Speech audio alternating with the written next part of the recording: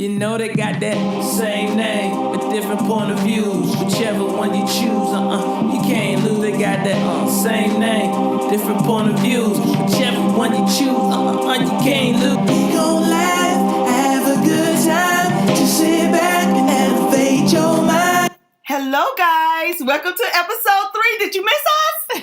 I hope you did, because I missed us. What? And we're going to bring it this week. The first 2 episodes were practice. I think this week we just going to go on and nail it. Don't say practice like that's not who we really are, Key, because we really are like that. But we're hoping to gain a following where y'all be like, look at these dang on City Keisha and Country. So again, this is City Keisha. Country Keisha. And we're checking in today. And we thought we'd do a little recap. We try to do that every week because City Keisha tries to boss me around. And that's what she do. I'm going to get my Tamar on her. Okay, stop bossing me around.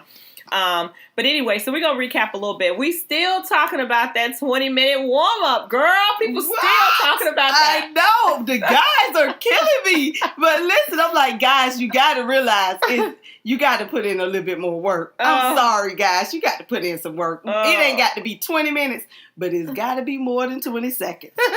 So basically, let's just break it down. So you're saying the work comes that you got to know, because I heard you say this a couple of times, that I'm just not going to be ready to be like, oh yeah, let's get it. And most women aren't, because biologically, and we have a friend who is a sex therapist. Shout out to, she know who she is. Yeah, all right. To our girl. And she was the one that kind of dropped this little knowledge on us. And I guess we all need a little time warming up. But we're saying the men need to put in the work. That's what you're saying, right? Yes. And I think the men think the work, they don't have to do any work. They think it's already ready. And we're not ready. You got to bake us in the oven and get us hot. Sometimes, but most times we are, like we said, we're in a different mode. I mean, I got some girlfriends, because, I'm not going to speak for myself, but that will think about it and be like, waiting on it when you get home, baby. What's up? But that's good. That's good to think about it and waiting on it when you get home is good. And I love having this conversation because the men are finding out things that they needed to know. That's true. And I think, you know what? I don't care if you're 20, 30, 40. Hell, if you're 70. Yeah, you can benefit from this information. Because I was watching something where they were talking about in the nursing homes how there's a lot of sexually transmitted diseases that are going around. I mean, you don't lose that libido just because you can't move them legs and arms well anymore, huh? No. And it's free. Okay. Okay. Next subject, Chloe named her baby. She did. Yes. Okay, hold on before you tell me, because I have not heard this news, and I don't even know if I'm ready. Because them dang on Kardashians, girl. She named her baby. I'm gonna tell you right now. Okay. What is in the name? Okay. I'm gonna go biblical. Okay, but wait a minute now. You can't go too biblical, because I want to tell you about our brothers and sisters around here. They will make up some names. As a school teacher, I have seen some names. But I'm going biblical with is that a name have a meaning. In the Bible, your name had a meaning. So what does Keisha mean? Oh, gorgeous. Oh, is that what it means? Because you never want to give me, only country Keisha is gorgeous. Because I promise y'all, let me tell you something. City Keisha smart. When we would go out, no joke. And I don't care where we are. We could be around a bunch of peach people. We could be around a bunch of brothers and sisters. And this is how she introduced herself. You ready? Go ahead. Tell us. Tell us how you do it. I'm pretty Keisha. I'm Keisha. And I'm the pretty one. Yeah. And she is the smart one. And then of course I hit her with if you got to tell somebody you pretty. And normally they get some laughs. But I mean, she's been doing it for so long. What if? So what is this whole name deal? So the name is Truth Thompson. Child, somebody tell her the truth. She can't get the truth from Tristan, so she gonna name her baby Truth. Well, maybe that's probably what she did. Because, with Tristan having this whole, side chick thing, which we'll talk about in a little bit, maybe she was saying, I'm the truth. But you did tell me that the way she got Tristan, Girl. Okay. All right. He already had a pregnant girlfriend. Oh. It's like a pattern with Tristan. Yeah. Well, I think it could be a the pattern. The women cannot not be blamed in this as well. Well, but let me say this. Tristan, you knocking people up, and then you move on while they having babies. Yeah, Tristan. You got daddy issues, Tristan. What is it? Yes. He got some issues there. And hey, all I can say is the baby name is Truth. Okay. All right, Truth. Speaking of babies, you got 3 boys. I got 2. I birthed 1 and raised 2. And we did a little poll on Facebook a couple weeks ago, and we forgot to talk about this last go round. Remember? Yes. Should adult children be allowed to stay at the home or pushed out of the nest? I mean, like, should they, when they trying to feel themselves and get it together, should they be allowed to be in the home, or should you be like, hey, hit the bricks? I voted to push them out. Okay. That's all you get? Yeah, but my life doesn't seem to. Because I know somebody who got a 20-year-old that's still at the house. Girl, who you telling? I don't know them people. Okay. Anyway. And she in the country, you can live as long as you want to with your mama and your daddy. Why is that? That's the country. Hey, everybody live in the same roof. Oh, okay. It's cheaper. Okay. Because you need somebody to pick them tomatoes that work, you need. Hey, work the farm. What you talking about? Okay. Well, and I think traditionally in different cultures, it's accepted more. I know in Italian culture, with they have a huge problem with men who are waiting so late to get married because their mom still does their laundry and cook for them and all that kind of stuff. They still live at home, and they were like, it is a huge problem over there. Well, in Asian, Asians, they tend to all have 1 and 2 and 3 generations under one roof.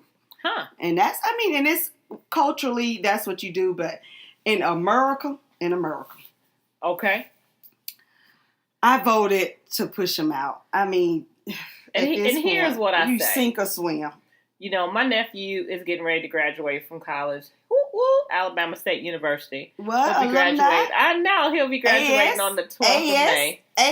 And I remember when he was getting into this last year, and I said to him, hey, you don't have any place to go because I can't be only 2 grown folks in my house, Oh.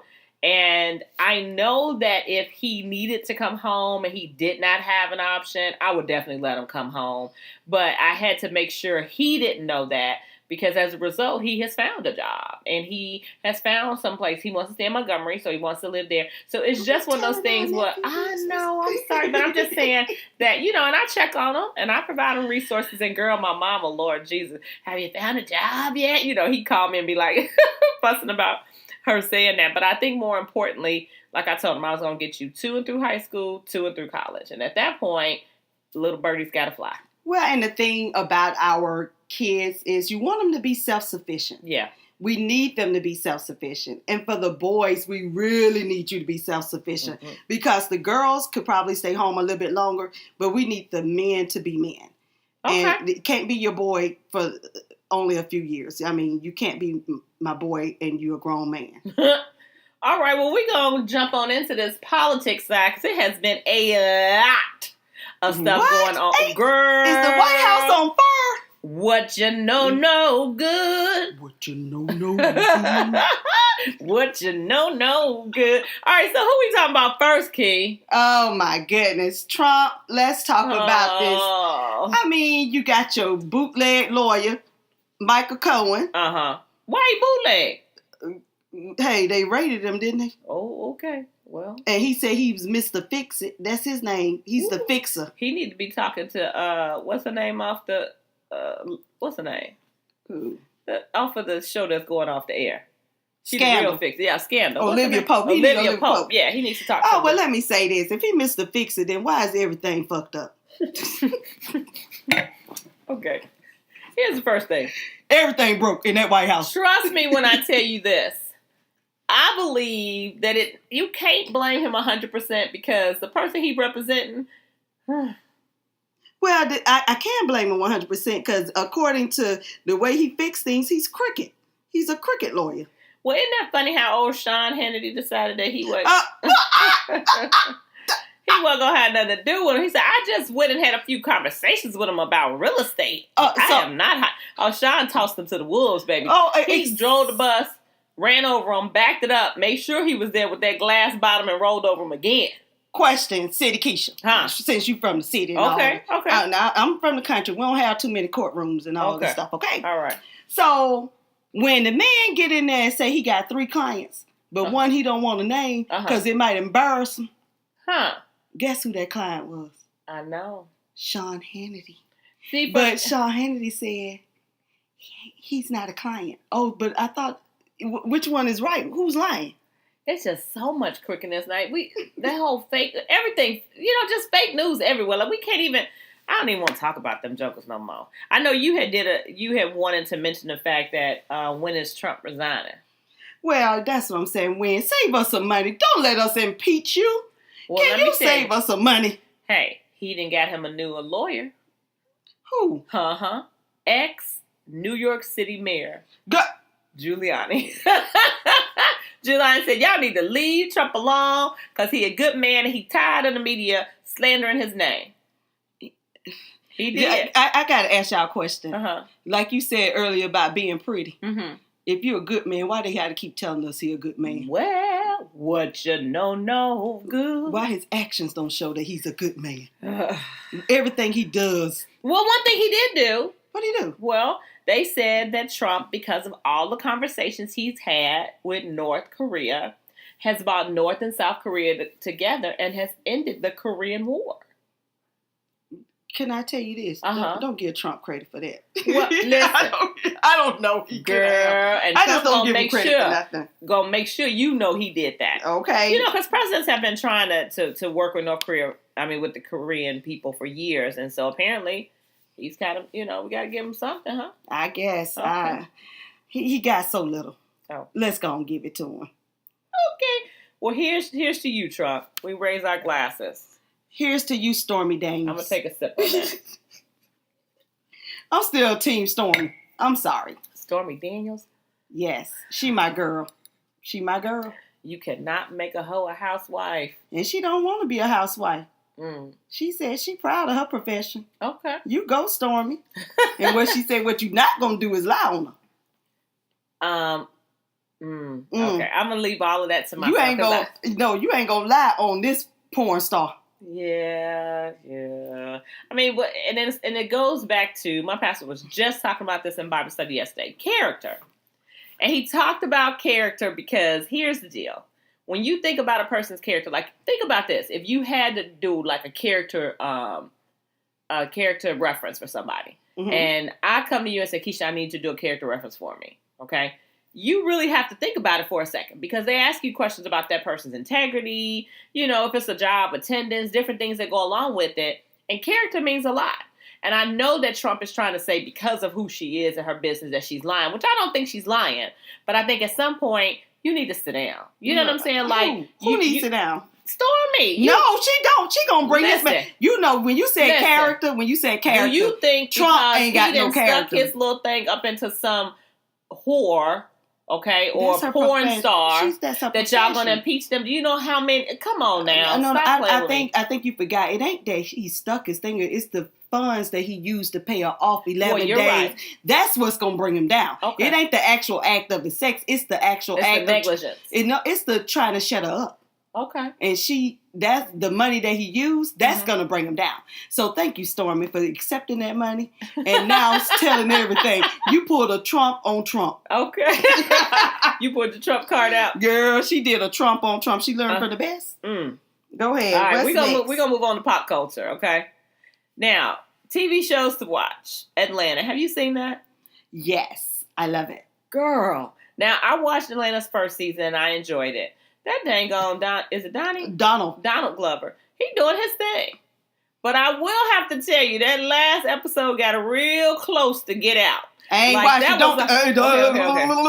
watched it. All right. But I heard Tom join the morning show say it's good. Oh, it's girl. Good. It's one of those things where I'm in, like, it's during prime time, so it ain't even bedtime, and I'm not a scary. I don't like scary movies. Like, that's just not my thing. I feel like I'm wasting my money. I don't like scary movies. Okay.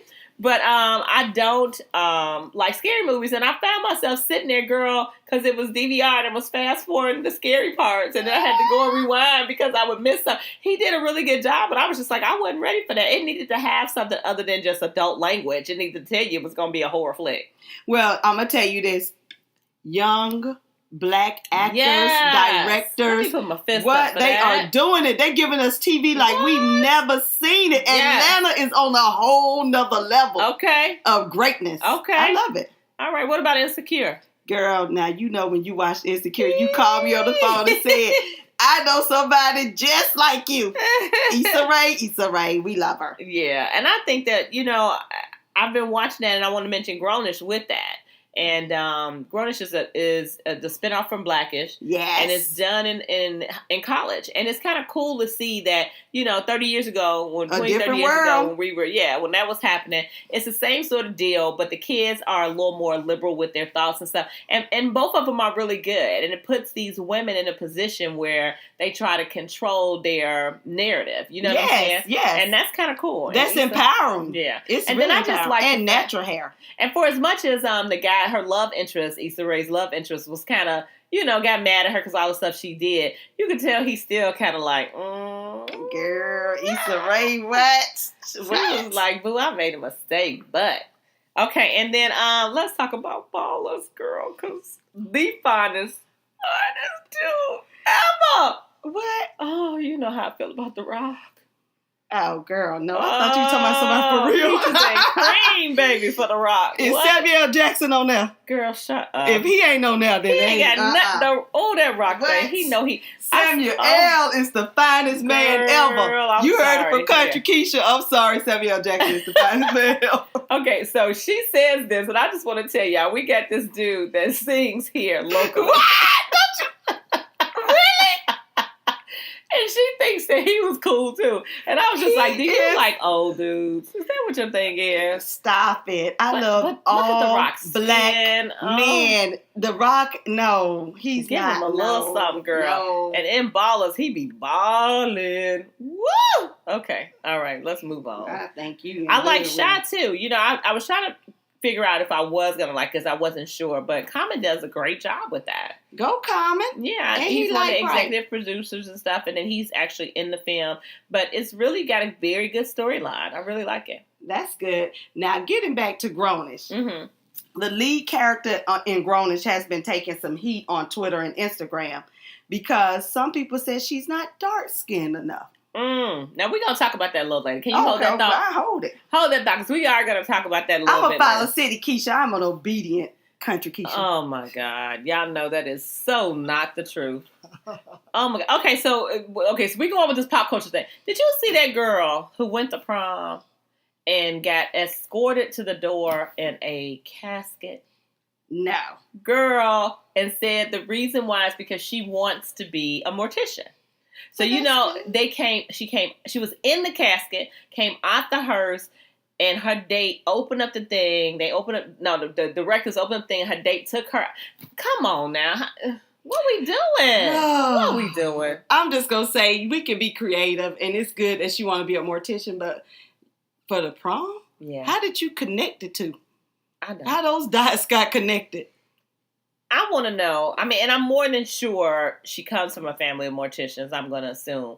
But even still, that's a job that some people can't do. So I totally get that. But you go get delivered to prom in a casket, especially with all of the stuff that happens at prom where they always talk about being safe. And, I don't know. I think that was kind of tasteless. I think it was clueless.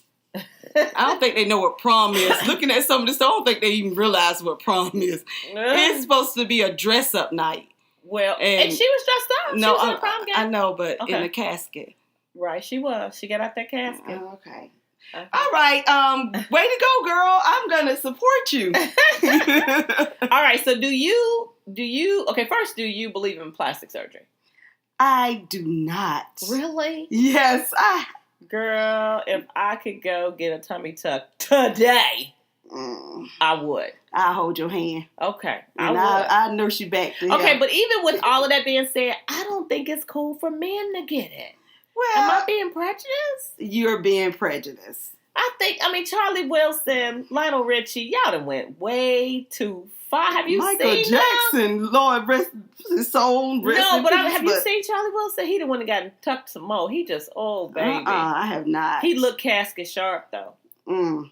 And Lionel Richie up in there trying to be on American Idol with himself. And I guess, he's trying to say youthful, but, like, I don't know. Well, and I get the men, but, like, Lil' Kim and girl. Vivica A. Fox. And Black China. I thought Black didn't crack, but then they just messed it up. I'm like, what is going on? But Lil' Kim, is it Lil' Kim the one that looked like Barbie? Was it her? It was one of them, girl, and she Scary Barbie. Ooh, she did way too much. But plastic surgery is for the person that want to do it.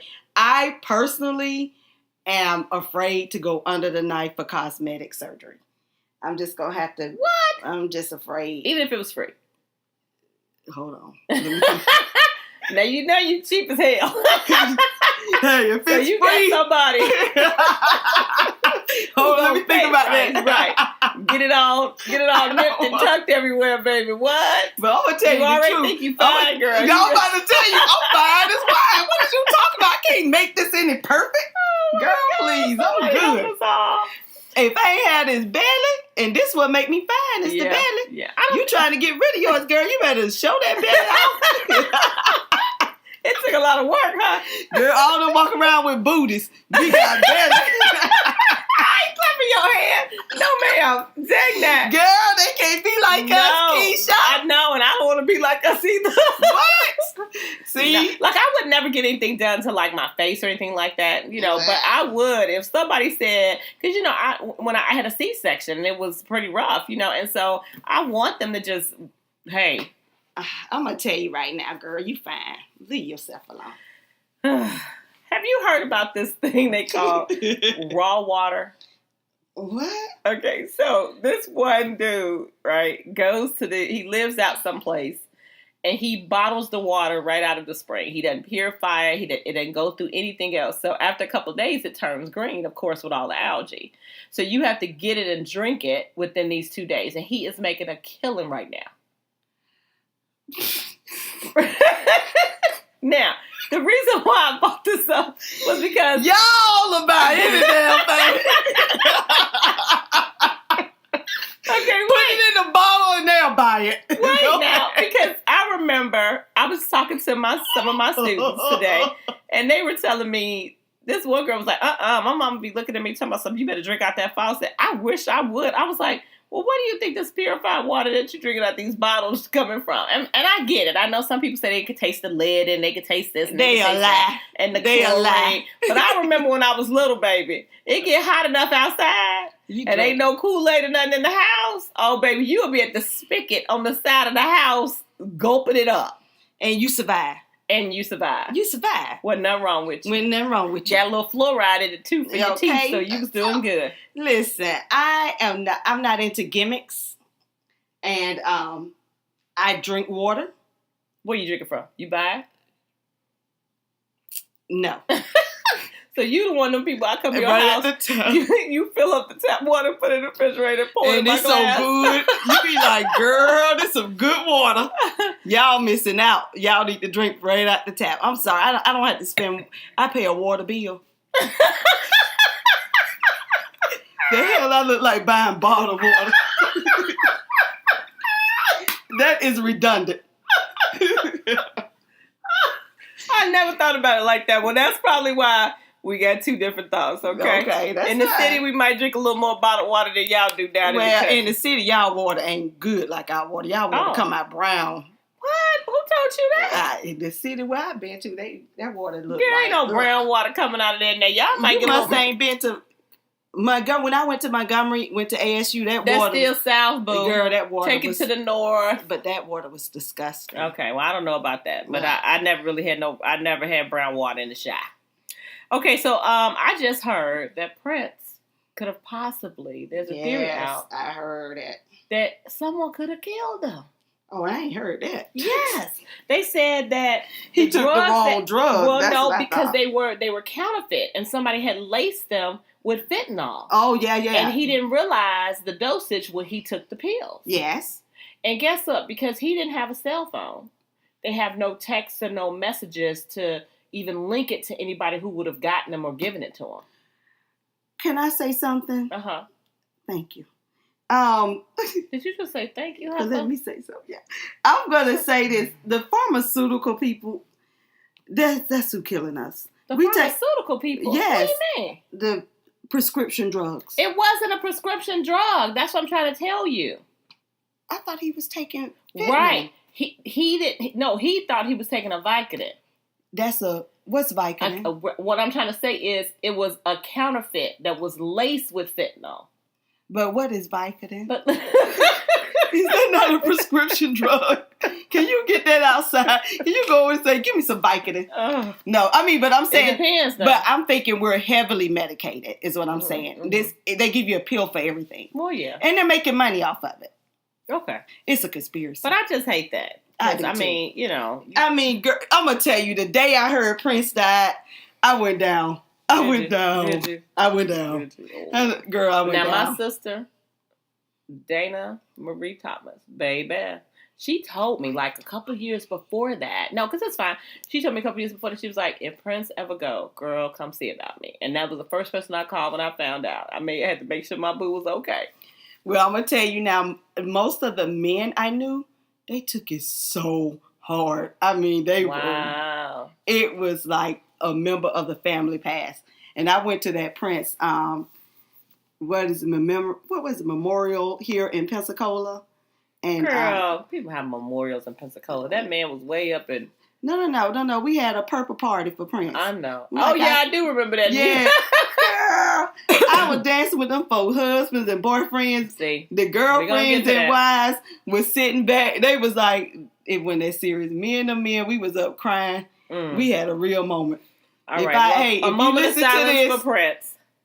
All right. There you go. Okay, so Beyonce was at Coachella, girl. And let me just tell you right now. Beyonce was that girl. What she did a tribute to HBCUs. All right. She had the drum line. She had the majorettes. She even had a mini step show. And she sang the Black National Anthem. You bet it's what? Yes. Like, it was amazing. Like, you could tell she was doing I mean, the performances were great. You know how the majorettes do the little thing, the person in the center started up and everybody they sit in the little stand battles or whatever. Yes. Girl, killing it. Well, let me tell you, I read Miss Tina Lawson's Instagram, and she said she told Beyonce not to do this. She was like, the audience is white, they won't get it. What? And she said, I was wrong. But you know what? Coachella, the people who go to Coachella. Coachella. I'm sorry, Baychella. I'm sorry. Baychella. You know, they're peach people, but they're more liberal. You know what I'm saying? They're not like, we're going to talk about that, Fred House, Theta Tau in Syracuse, New York, who taking these oaths on hatred and stuff. But anyway, I was really excited about it. Now, not only did she do that, she gave 5 HBCUs, including Xavier, Tuskegee, Wilberforce, $100,000. And then she chose a student from each one of those schools to get an additional $25,000 scholarship. You better do that, babe. Good. What? So what? Say it again. What we doing? What we doing, babe? I'm about to go back to school and go get that $25,000. Hey, Beyonce, my child is at Fisk University in Nashville, Tennessee. Hey, stop we take all my baby business.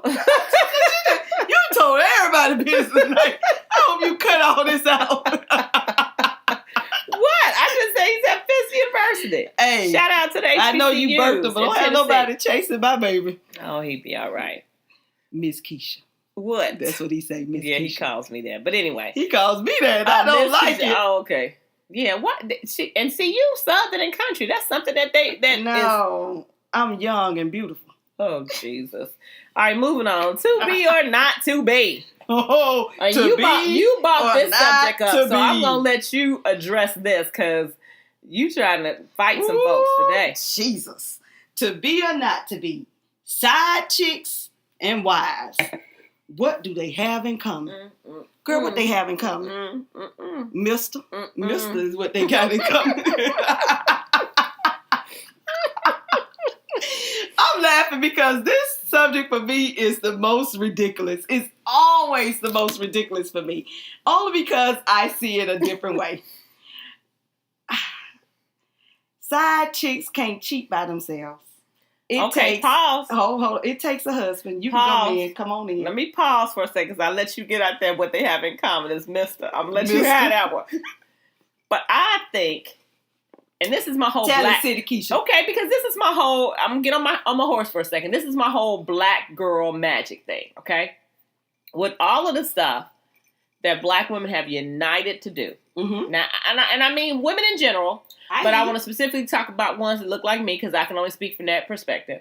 If we could come together to vote and put people in office, if we can come together and to where they recognizing that we are now running for office and we're doing all these fabulous things, and I mean they giving us mad credit, why can't we come together and stay out of people's marriages and out of men's beds and out of the hotel rooms with them? Because just like you said, it takes two. If you never show your tail up there, he ain't got nothing to do. See, you make it easier for it to happen when you make yourself available.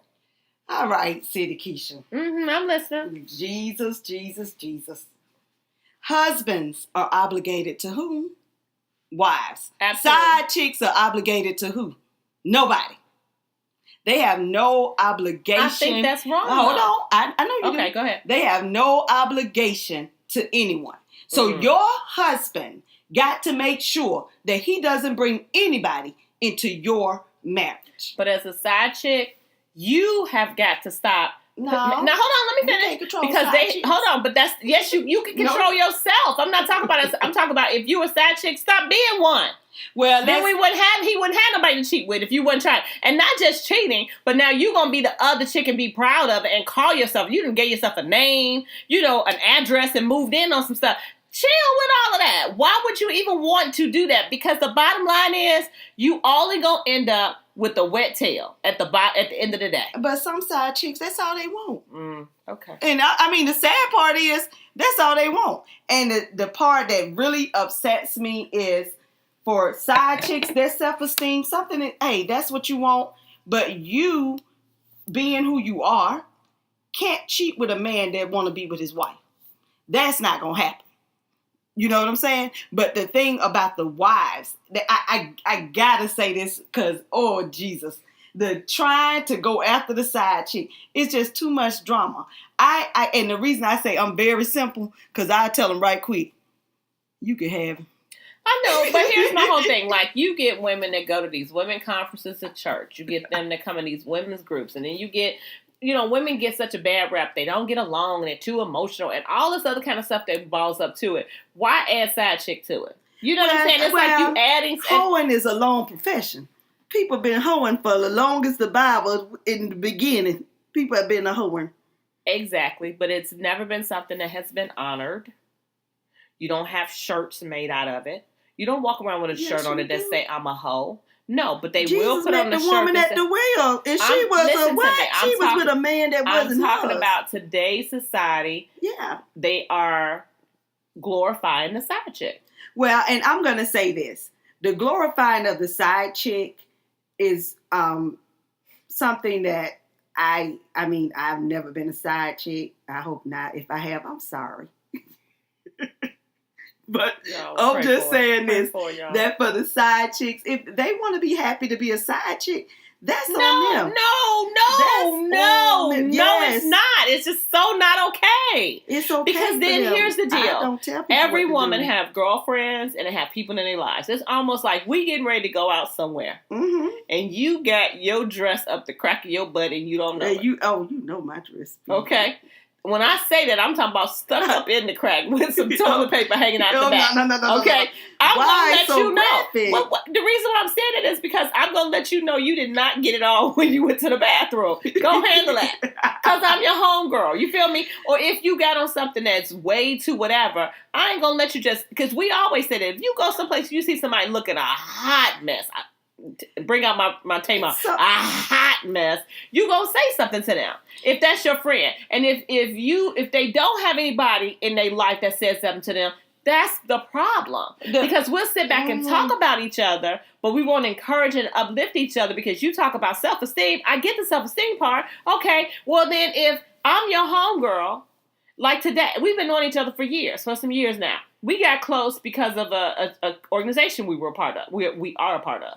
And so as a result of that, our friendship grew. And so now I see you as one of my sisters. So in that regard, if you out here doing something crazy, I'm going to step up and say something to you. That don't mean I'm going to stop. It does not mean that. But what I am saying but what I'm saying to the wives, don't step to the side chick. Step to your husband. For the wives, because we're talking about side chicks and wives. Wives, step to your husband. You can't control a side chick. But your husband, that obligation is something you need to control.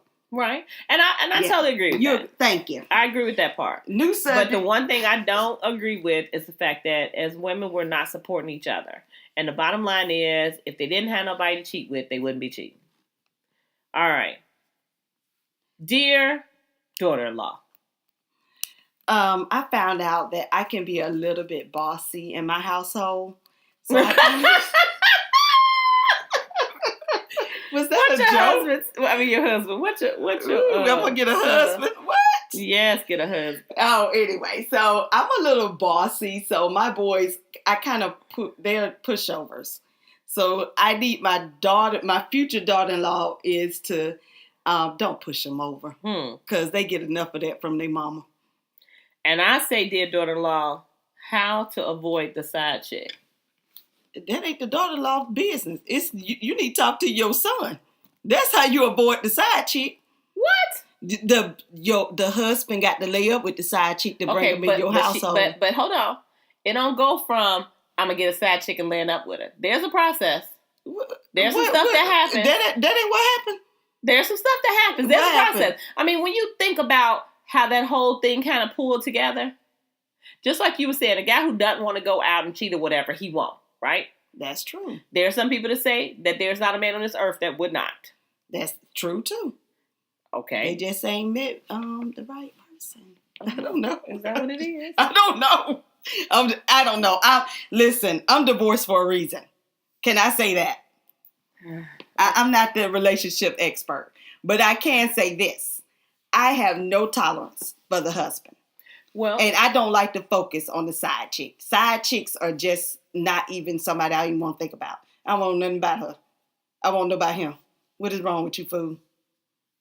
And I have been in situations where discussions with women who have said that they have pushed their husband towards certain things. That's true. You know what I'm saying? So when I talk about how to avoid the side chick, it's like there are sometimes, and I've seen this happen. I've seen this happen to a friend of mine who the girl he was dating was constantly badgering him about, what was going on his social media, always trying to, looking at this girl, looking at that girl, blah, blah, blah, blah, blah, blah, blah. And she, relax, okay? Because he has eyes, and he's going to see.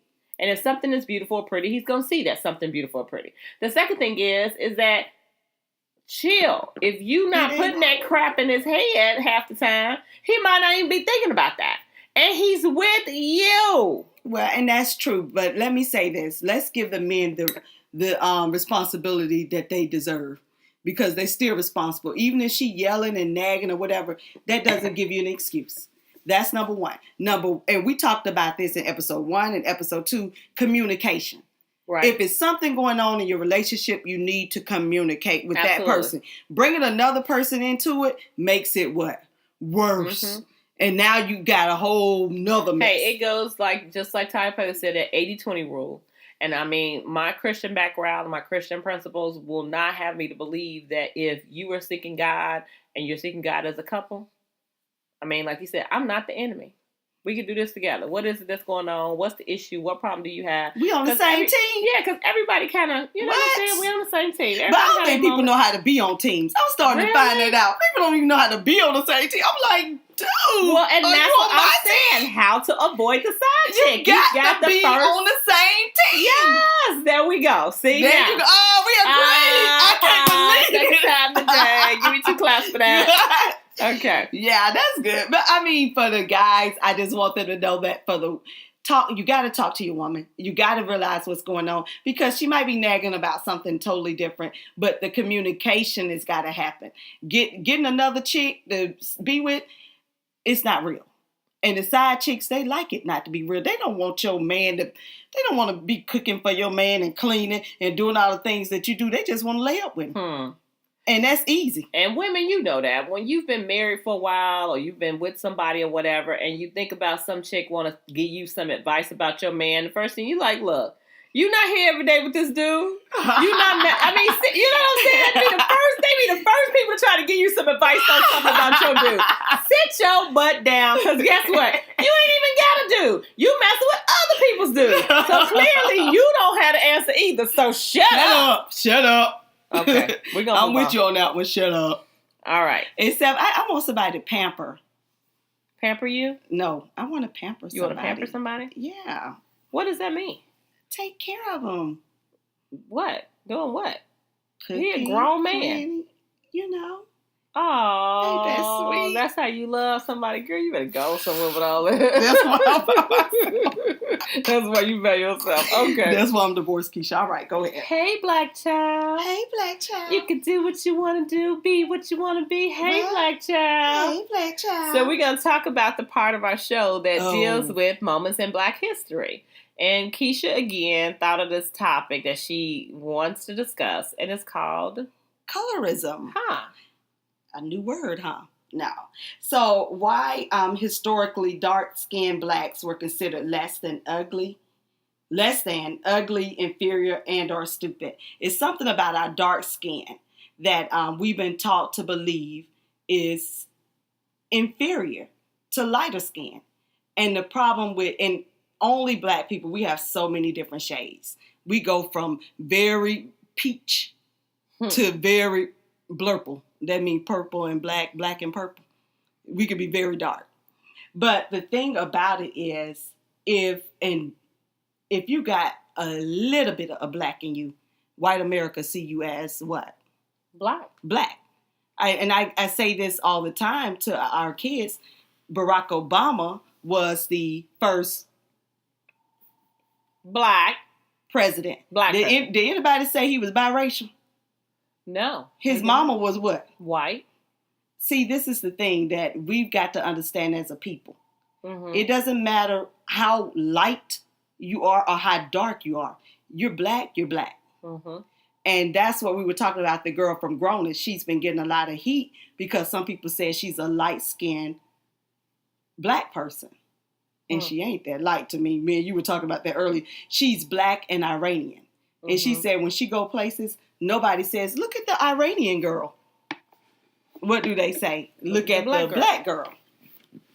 So we have got to get rid of this. And in the country, and in the country is such a bad thing to be dark skinned. Mm-hmm. And it's such a wonderful thing. I mean, people do that with everything. I mean, when you think about college and fraternities and sororities, they do that with. I mean, it's everywhere. Well, and it's everywhere, but that's why we're having the discussion. Mm-hmm. Because we need to bring this next generation, we need to try to curb this.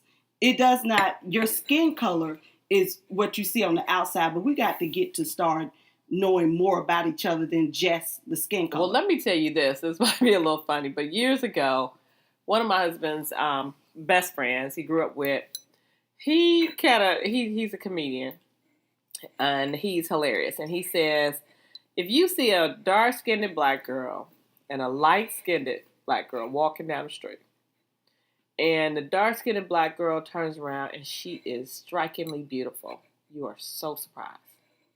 Wow. And he says, and if you see the light-skinned black girl turn around and she is dirt ugly, butt ugly, you are so surprised. He says, and it's worse being an ugly light-skinned girl than it is being an ugly dark-skinned girl. Now, this is his words. So you thought about it for a second, and you was like, how many, like, really high yellow chicks that just wasn't attractive at all have you seen? A lot of them. Okay. And you think about yourself, and when you don't, I mean, but seriously, if you really thought about it, people don't open up their mouth and say it like he did, but you can tolerate somebody who's dark-skinned and not attractive a lot easier than somebody who's light-skinned and not attractive. It is all by how we were raised, and not necessarily from our parents, but from the outside influences that made you think, yeah. Well, and I was going to say most people that I know, if they see someone light-skinned, mm-hmm. they go right off the bat, think they're beautiful, and when they're not, they consider it still prettier than a dark-skinned person. And one of the some of my friends I know, they are offended when someone says, I'm with them on this. They're offended when someone says you're pretty for a black girl or a dark skinned girl. What? She couldn't just be pretty. Well, and there's an episode on Grownish Show where they addressed that, and I watched it a couple of months ago, weeks ago, whatever. And they were saying how in college it's hard for black girls to date. Oh yeah. You know, black guys all day long. They'll date out of their race or whatever the case may be, anybody. But it's so hard for black girls to date. It's very true. We were black girls in college, but I went to an all black school. And I didn't. That's it was only 2% black in my school, and there were 35,000 kids. So I was a player from the Himalayas. What? Jesus. Now, I wanted to go to HBCU, but during that time, the dorms were not up to par. Girl, please. Who worried about a dorm? I didn't, when but you my got mom a party. did. My mom did. Because I wanted to go to FAM.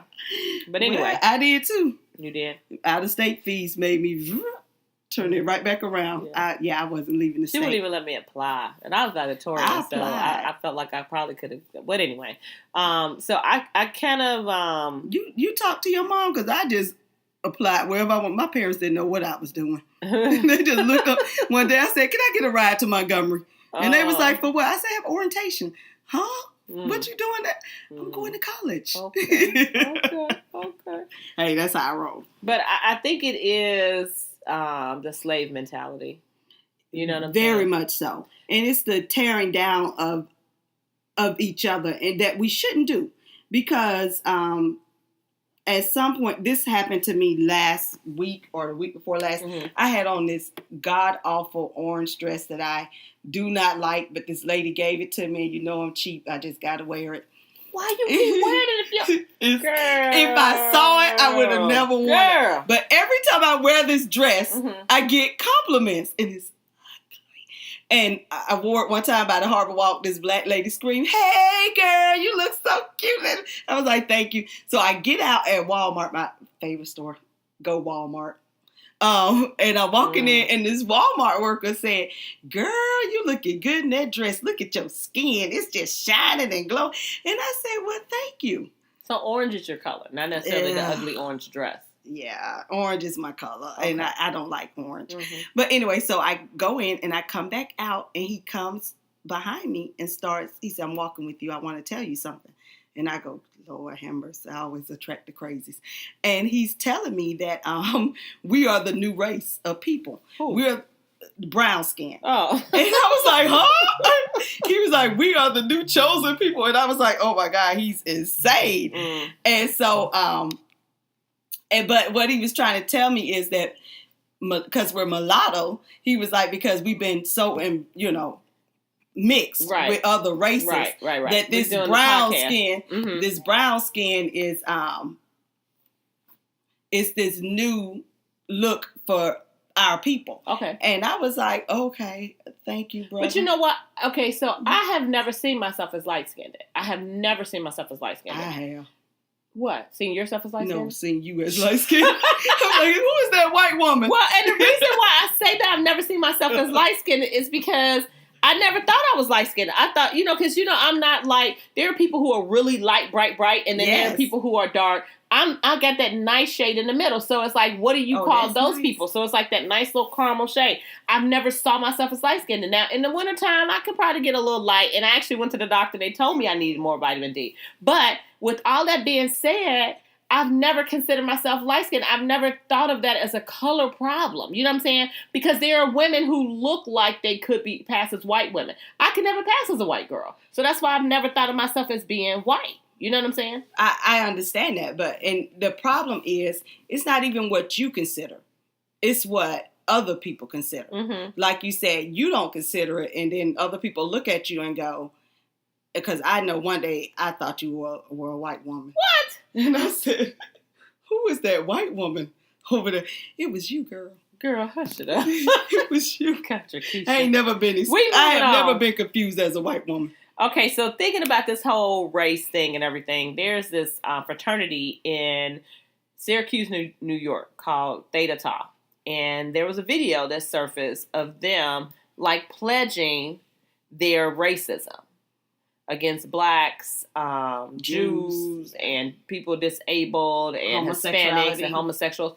And it's like the school won't release any of the other videos, and now the students, of course, are protesting or whatever, and Theta Tau is suspended and blah, blah, blah, blah, blah, blah, blah. But my thing is when we talked about this last week, and I said, when we were talking about emancipation, remember we did that whole thing, and I said, it's the way people think in their minds. You know what I'm saying? And so some of these boys probably go home and still have grandparents that say and do different stuff that perpetuates the stereotypes and the slavery mentality and all those type of things. And so now they keep breeding it on. And we're not going to be able to get to a place where we can alleviate any of that until we get to, because you can never control what somebody's thinking. So when you get these videos that come out, when you get these things that happen in the media and we catch people red-handed, showing their true self, it's the only time we can address it. But just because we address it then and we protest and do whatever, I just feel like as soon as the lights go out, they still, you know what I'm saying, who they are. I'm going to tell you what I feel like. I feel like if you're a racist because you want to be a racist, we got the internet. We got the internet. We got so many ways to educate yourself about different cultures, about different traditions, about different people. So if we have, for us as African Americans, we have been indoctrinated into white America. Everything we see is European and this, and, wearing this and that. But when it comes to our culture, whenever they're next to our culture, it's something that we as a people are not proud of. Thank you, Black Panther. But it's something that we as a people, you didn't want to be caught with a dashiki on. Like in the 90s or, going to an event. You didn't want to be caught with natural hair. But you know what? And I might not be popular in saying this. But I think sometimes that thought, no, I'm just saying, I think sometimes those thoughts come from the extremism. Even in that. You know what I'm saying? Like there are people who go so far to where they're not even identifying themselves as human or as loving to other people because they're so adamant about being this whole Black Power movement, this whole blah, blah, blah, blah, blah, blah, blah. And I feel like that you can have pride and you cannot want to deal with racism and different things that happen. But like you were saying about the dashikis and all that kind of stuff, like it's been associated, even in Black culture, with people who are like that. Like every time you see them, that's all they want to do is deliver this message on history and this and that and blah, blah, blah, blah. And all of that has a place. But we still have to continue to live. We still have to continue to live with people on our jobs, at churches, in our communities. And so make a space for it. Because if they showed up every day and talked about, oh, white this, white that, white this, white that, white that. They do. Well, but I'm just saying. That's what we live in. No, but hold on. But we get mad when that happens. No, we don't get mad. We are indoctrinated. Everything we do is white America. Everything that happens with us, like we were talking about this fraternity, what I'm saying is these people are like this because they want to be like this. It's too much It's too much out there for you to know better. It's too much out there for you not to offend people. But I was just addressing the issue of, I remember being in college and young as an adult, and I always have felt pride in who I am because, growing up in the city, we really celebrated Black History Month. And I had Miss Marshall, my favorite 5th grade teacher, was the one who taught me the Black National Anthem and did all these things. And so I've always felt the pride with being African American. Even when I teach, I tell my students, I was like, your experience in here with me is probably totally different. But all of them feel love from me regardless. And I'm not an extremist in anything. And that's the part that I think that I have a hard time with is when you become an extremist to the point where you're now blind to not even extremist. Because it is traditional. No, I'm talking about being extremist. Now don't confuse me. I'm really seriously saying when you take it and you're being extremist with it. I mean, like I said, I've always had pride in who I was and in my race. And I always tell people, don't tell me you don't see color.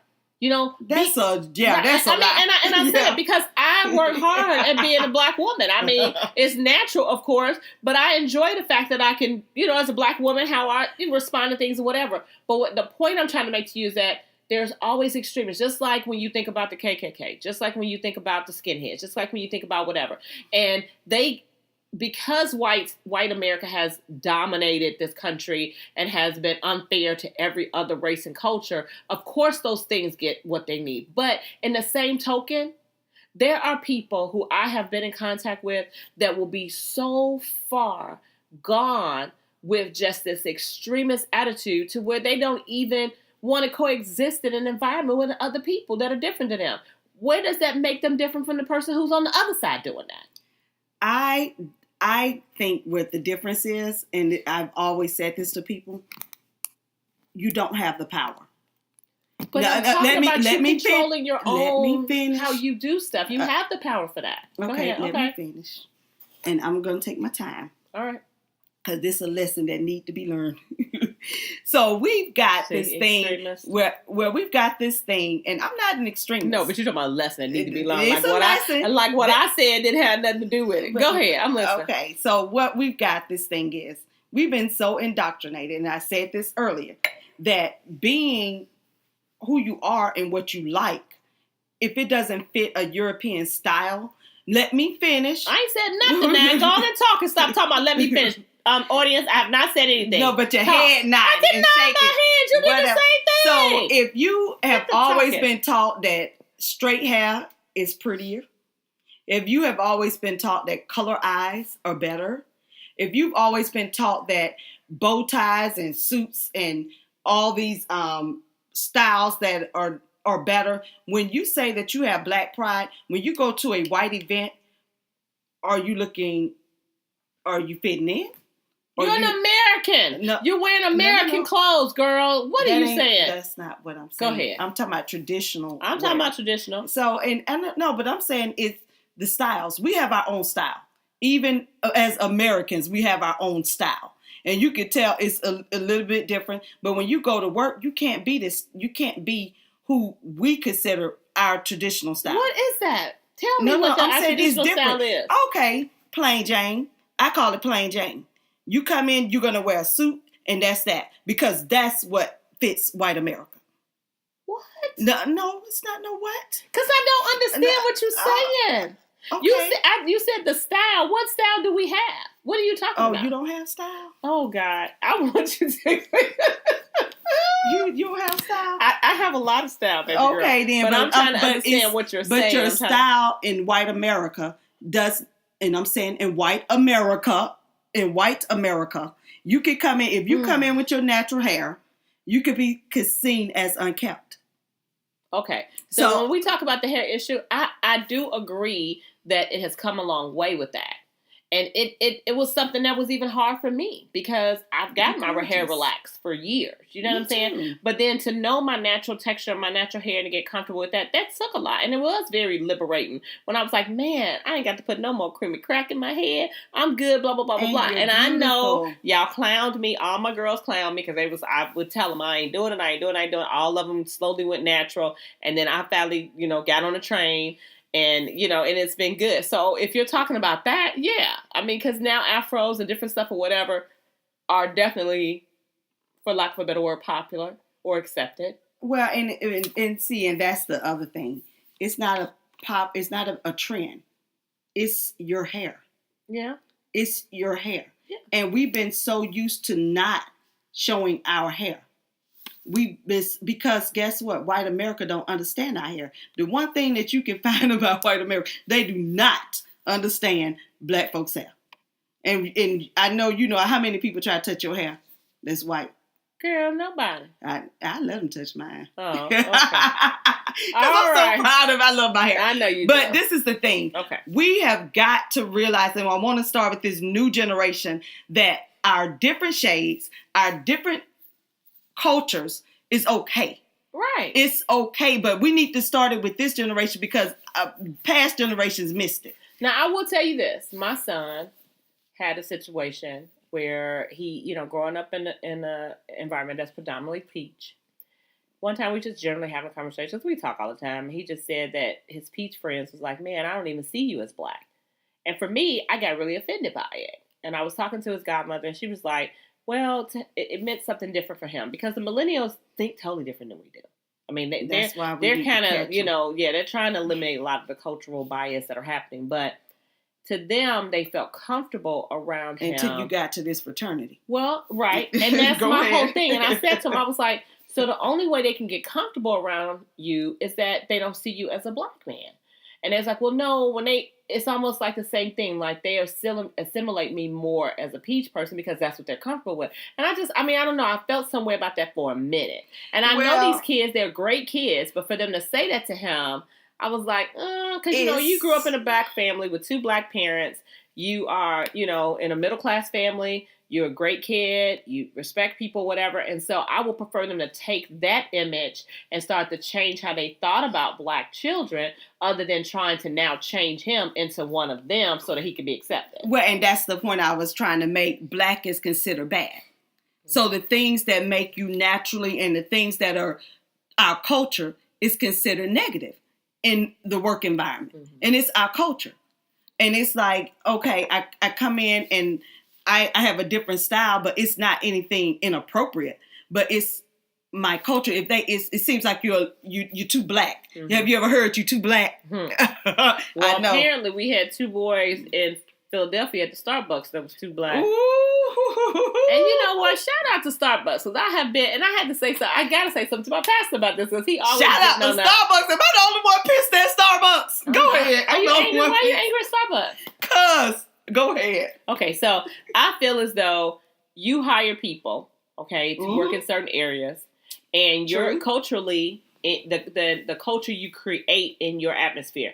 Anybody can walk into a Starbucks. I've worked in Starbucks many a times and used the bathroom or sat and got my computer set up and worked in a little bit before I even got up to get a cup of coffee. And they would talk to me, whatever, right? Yeah. So this is what these guys were going for.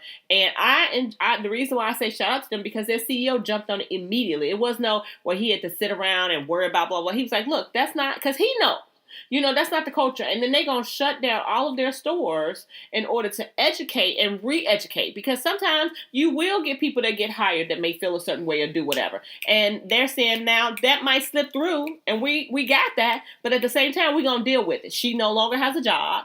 And we're going to educate all of our people. So why are you not shouting out to them? Oh, that's fine. I just want to know when we're going to shut down America and educate the people on America. When will that day come? When will America shut down? This section that says, ain't nobody got time for that. So in that one, ain't nobody got time for that chick who got fired from Starbucks. Shame on her.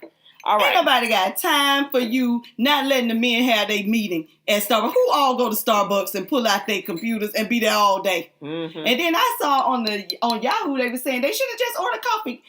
Why did they have to order coffee? Right. They didn't. They didn't. Because trust me, a lady was like, I had been there for an hour and had ordered no coffee. Exactly. Okay. But ain't nobody got time for that. Ain't nobody got time for black people setting up what you say with the wrong black people. I love black people. Okay. You know this. I'm the extremist you're talking about. I love black people, but black people, if you wrong, you wrong. Bill Cosby, you wrong. You're wrong. Yeah, Bill Cosby, you know you wrong. You wrong. And I get black O.J. Simpson, wrong. Nah, O.J. didn't do it. Yeah, girl, shut up. A jury found him not guilty. That was only because they owed us one. No, that glove didn't fit. You must have quit. I'm going to tell you right now, black people. That's the same thing Bill Cosby said. No. Bill Cosby ain't been, he in trial. He on trial. Bill Cosby said, listen, these women came up to my hotel room. They knew what time it was. Let me say this about Bill Cosby. And don't be telling Camille, because Camille know what time it is, too. Camille, please sleep with him. I don't want to sleep with him. But let me tell y'all this. Bill Cosby, you have done things in the community. We appreciate it. But, my brother, if 50 women accuse you of raping them or sexual assault or drugging them, if only one of them is telling the truth, you went too far. You're wrong. If only one is telling the truth, raping and drugging women and having sex with them because you can, that's sexual assault. Yeah. That's wrong. Yeah. And I know people are like, Bill Cosby trying to buy NBC. No. My brothers and sisters, this man is wrong.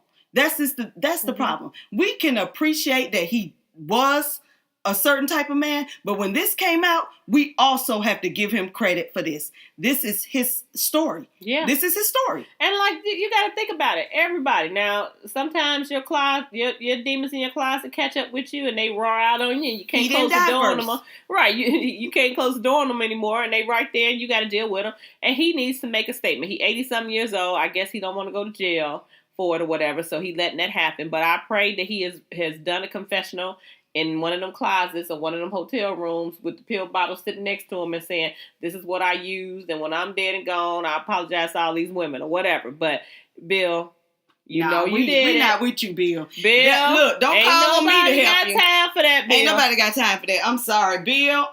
Because if you messed around and did it to one of my nieces, because I ain't got no girls, or somebody I know, and I mean, we have to think about that. Mm-hmm. If this happened to someone you know, mm-hmm. what are you going to be saying? Well, he the black man. That's no, right. You're going to be saying, string him up. That's right.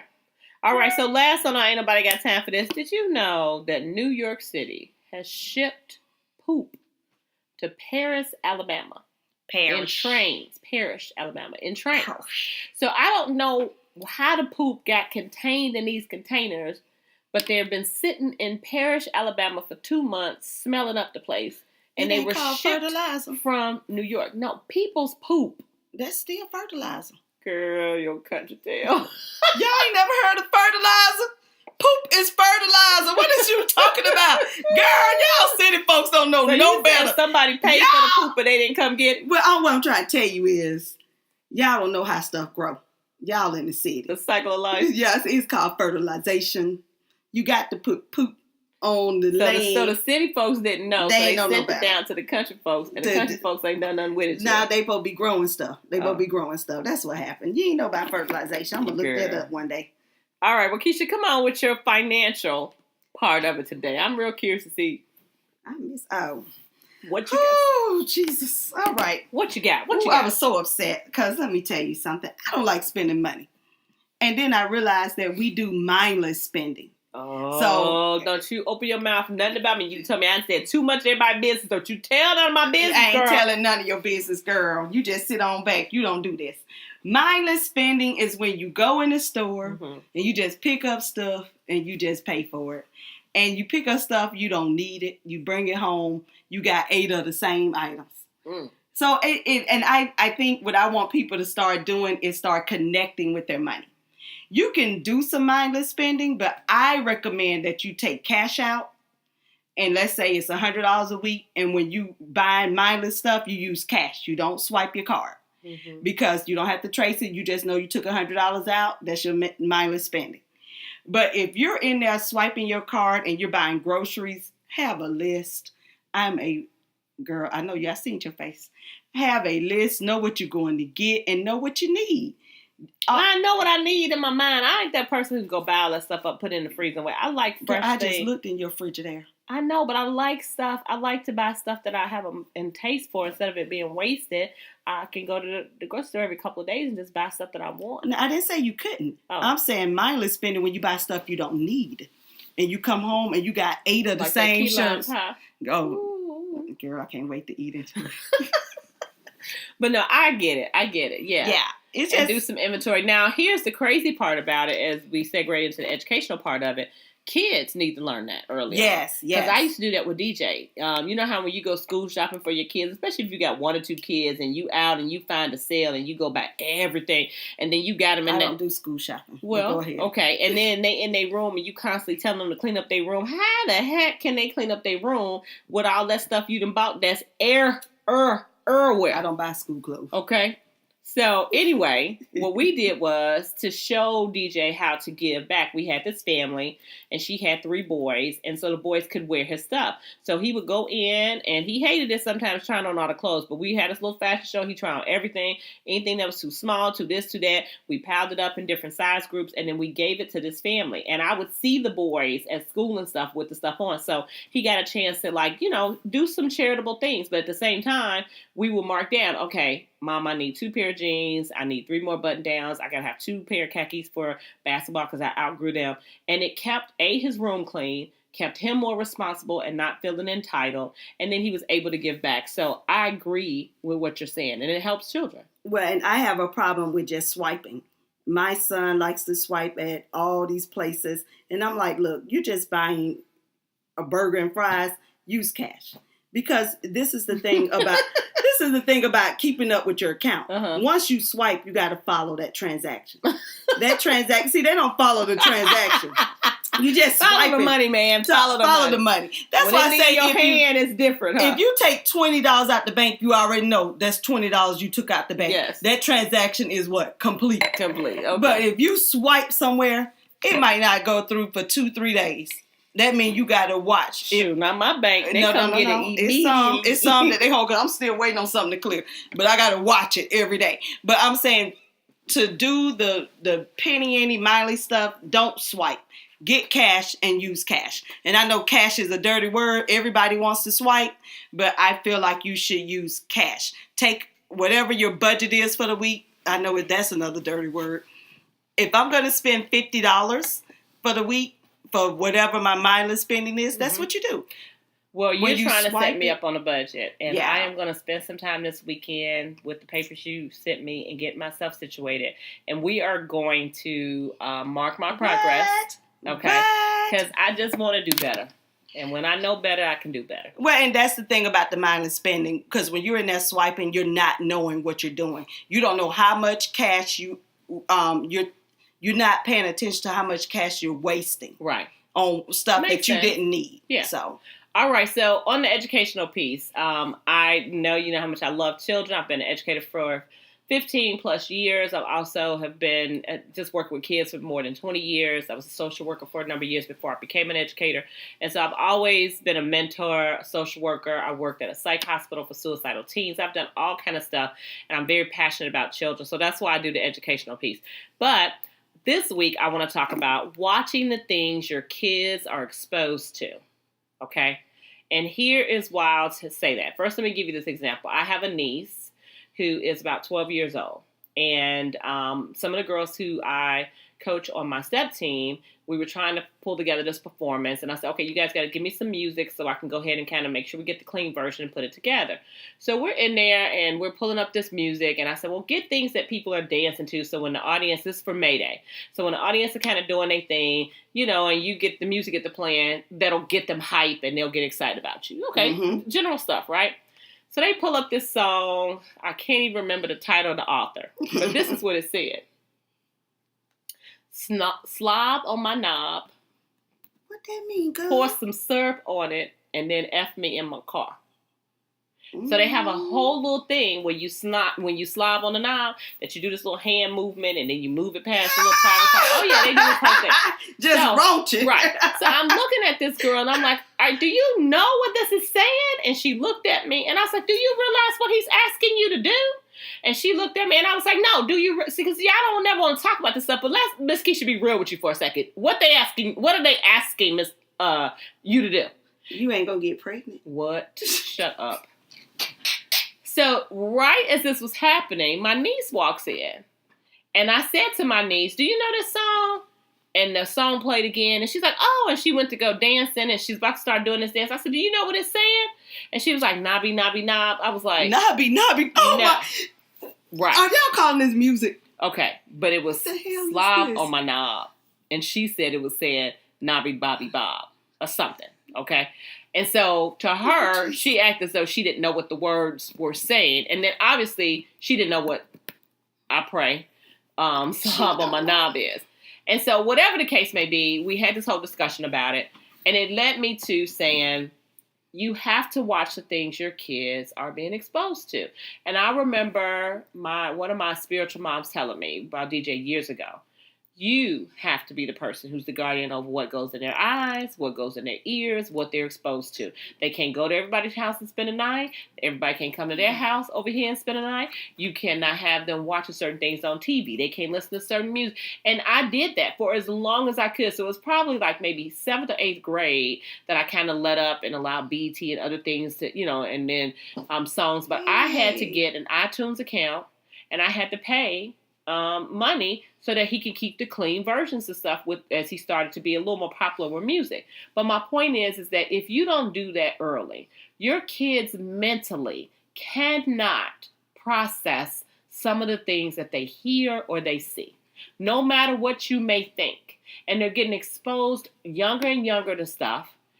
And what's happening is that it's starting to really get them in position. Like when you see your kids and their kids, why are you looking so sad? Why are you so mad? Why are you so... Because all these emotions and things that they have going on, because they have all this stuff and they don't know what to do with it. And then you're not ready to really talk to them about it because they're 8 years old and they should know what slob or knob is. But now they dancing to these little songs and saying it. So you have to watch.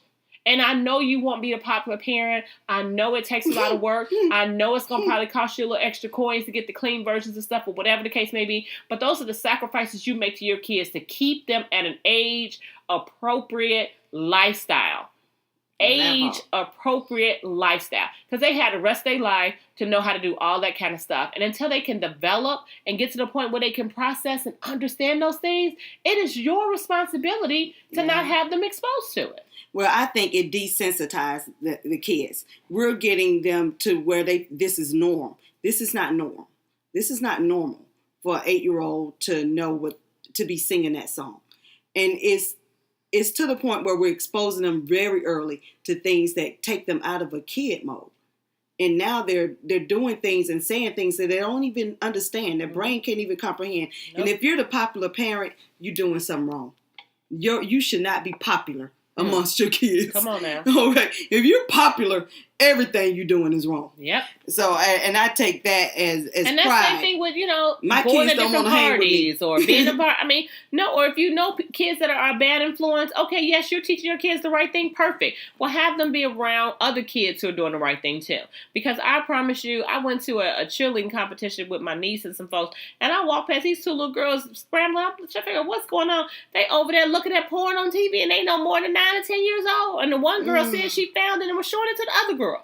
And I understand that this is not something that's new, that it's probably been going on for years, and kids have been exposed to stuff. But with the way now that you have where they can have these cell phones and the accessibility they have with stuff, we have to watch the things our kids are exposed to. And let's even go even further, even with the watching. What you did was explain to them and make them think about what they're, because some, like we said, mindless spending, mindless bobbing your head to stuff. You don't know what they're saying. Because even the stuff in the 70s and 80s, now that I know that I used to love and I listen to the lyrics and I'm like, whoa, right.